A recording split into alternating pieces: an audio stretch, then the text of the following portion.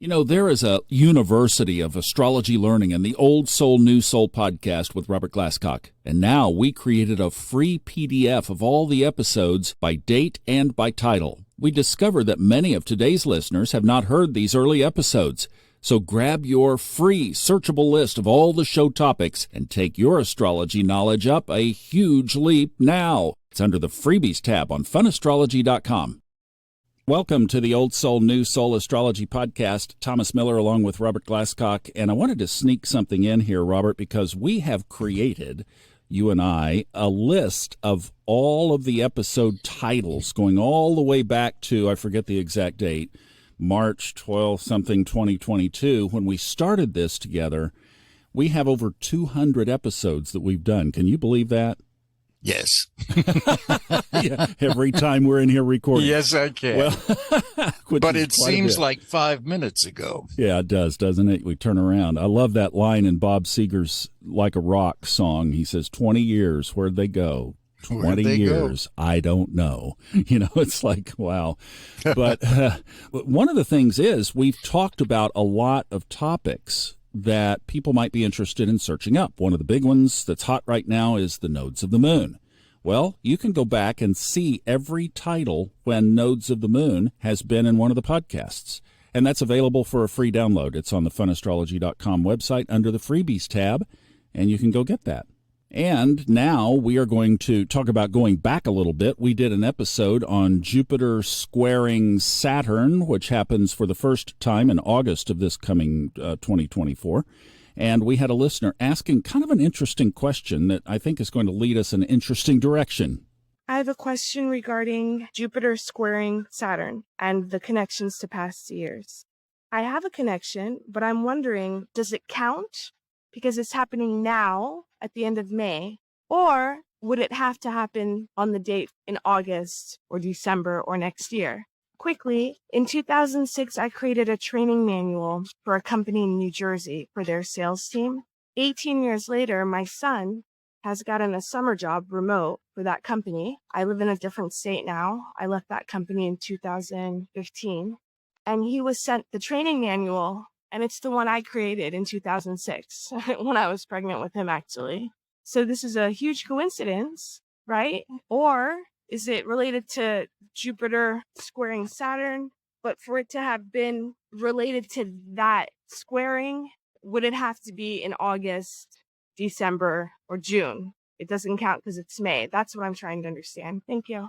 You know, I love the way her brain is thinking, Robert, because really what she's asking is, could it be, is it okay? You know, which in astrology, I kind of like, wait a minute, God created the system, we made the rules. It's like, of course, but she's asking about, can it happen in the applying period as the aspect we're moving toward it, or does it have to be on the exact day? Well, two things. I love the so-called coincidence that the training program that she created all those years ago has now come back into her life through her son. And this is very consistent with transiting Jupiter, squaring, transiting Saturn. So what you have here is a reminder. If you think about what those two planets symbolize, Saturn has to do with organization and structure and business and career and getting real and prioritizing and discipline and work. Jupiter has to do with expansion internally and externally and opportunities. So under the square, and here's something important too, Thomas, that people tend to forget. They want events to happen exactly on the day when those aspects are partile or exact. Well, with the major planets, you have to consider the orbs. Jupiter is a fairly slow-moving planet in comparison to Mercury, for example, or to Mars. So, in fact, if you allow even an 8-degree orb, Jupiter will be in aspect to Saturn, in a square aspect, for at least 6 weeks or more. And it's during that time. Now, certainly any aspect tends to become stronger as the faster moving planet, in this case Jupiter, applies to the aspect to the slower moving planet. So you can mark the exact date, but take an orb of even 6 weeks on either side of that with Jupiter.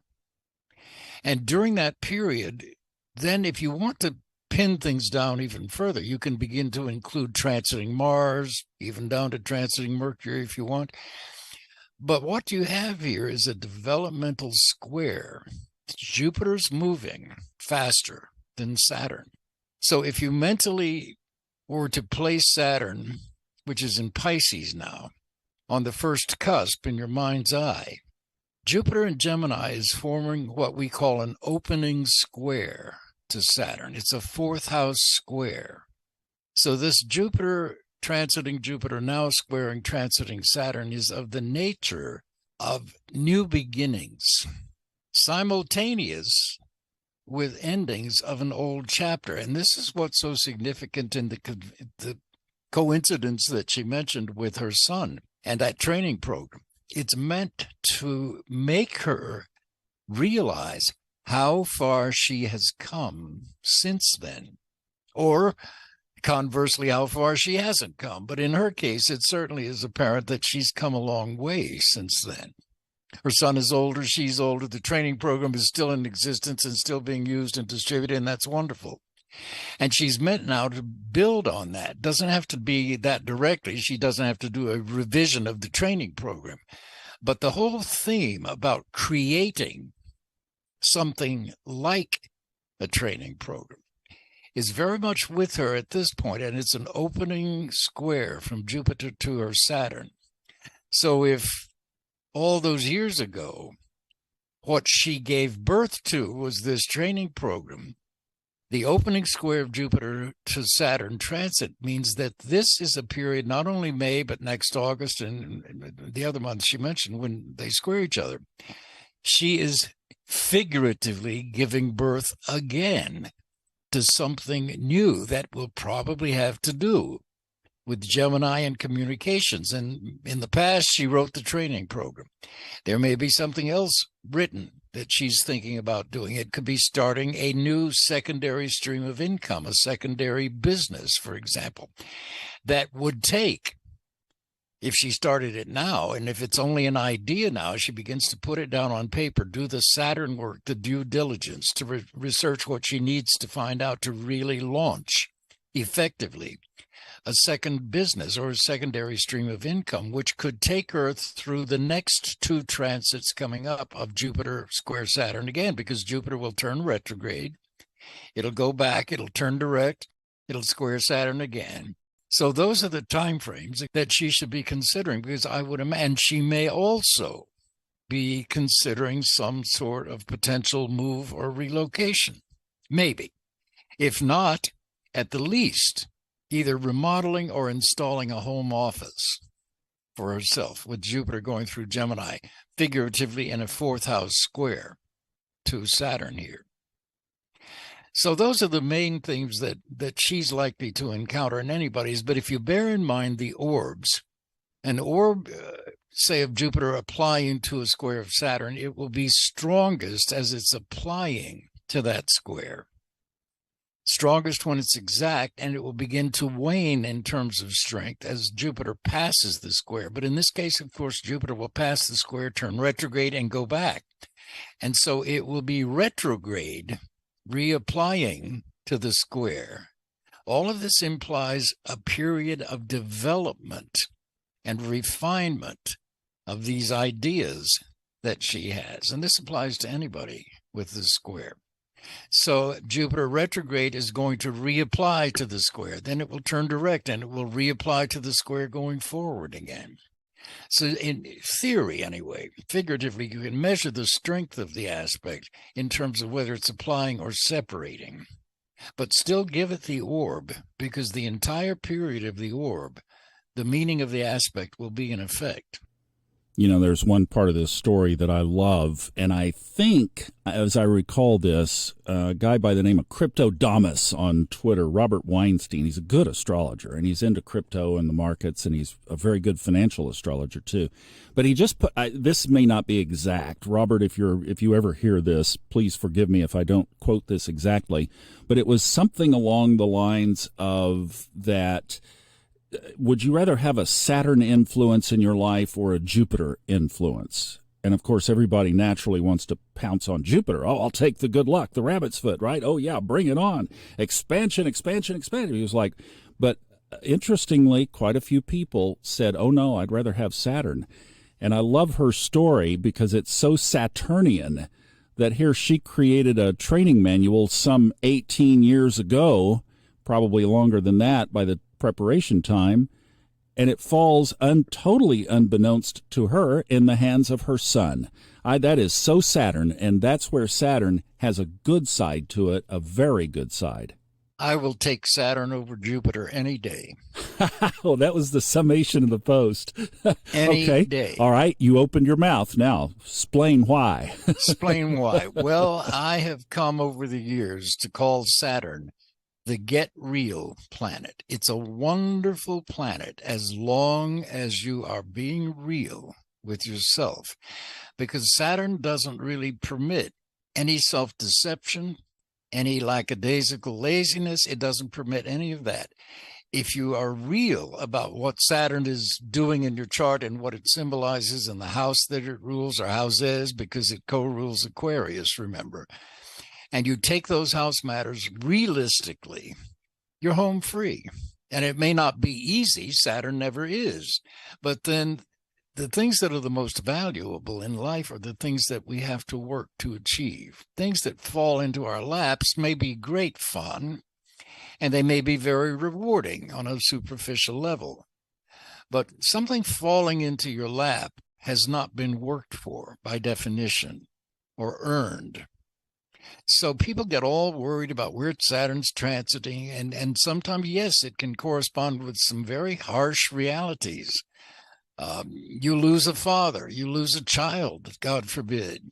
Those kinds of harsh realities sometimes are associated with Saturn too, but inherent in the loss is a symbolic developmental marker that is supposed to wake you up and make you get real about what that person that you've lost has meant in your life and how you are absorbing the best of them into yourself. Because people may die physically, but we can all talk to our deceased parents anytime we want to, and often do.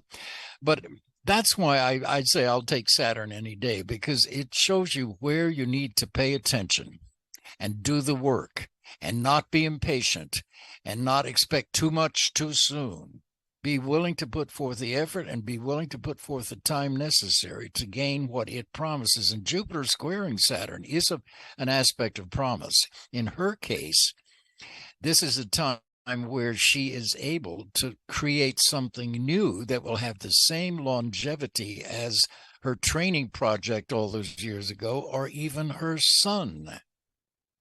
It's a point in her life where she can create something that has to do with Gemini and Gemini, with Jupiter and Gemini, rather, which has to do with communications, writing, and so on and so forth. So I love Saturn, as long as you get real. If you're not being real, then Saturn can be devastating, because it will make you get real. Legal matters, financial matters, and so on. So you really can't get by with anything under Saturn. I know that you love precision in everything, questions, intentions, especially as you're looking at astrology, being very clear, very specific, horary, very specific about the question. What does get real mean? It almost seems like something that could be wide open to interpretation. Get real for me might mean something completely different, especially if I'm thinking from a delusional, unconscious perspective. Get real might mean cover it up, you know? It can mean all of that. Get real to me means if you have areas in your life that are frustrating to you or challenging to you, if you're out of money, for example, you better get real. Why am I out of money? Is this something that has beset me all my life, on and off? Do I continue? Do I have a pattern of running out of money? Then I have to get real about A, how I earn it, and B, how I spend it. Get real. Stop spending money on recreational drugs. Stop spending money eating out. That's what I mean by get real. And the minute you do, and second of all, Saturn is a very serious planet. People many people have mental illnesses, which they never treat because they somehow think that, oh, this is not, it'll go away. Well, the minute they get a cold, they'll go to a doctor. The minute they have something funny looking on their skin, they'll go to a dermatologist. They'll treat physical illnesses at the drop of a hat, but they never deal with mental illnesses and psychological illnesses, and those may be areas where a person has to get real. That's what Saturn means. If you don't treat those things, they never go away. In fact, they get worse. And mental illness, and it doesn't have to be, something cataclysmically serious. It can be just normal mental illness. Escapism is a great example of mental illness.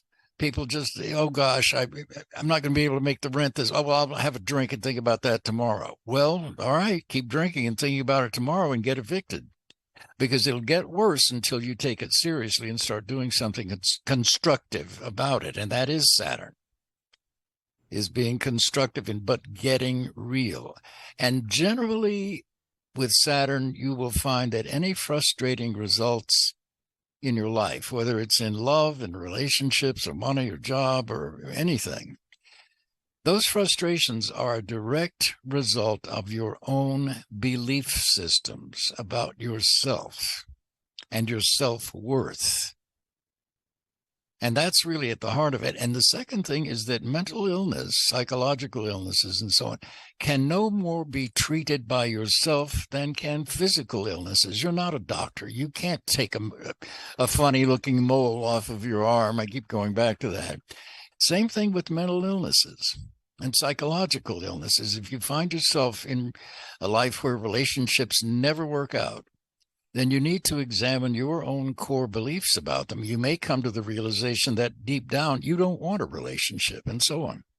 That's the gist of Saturn.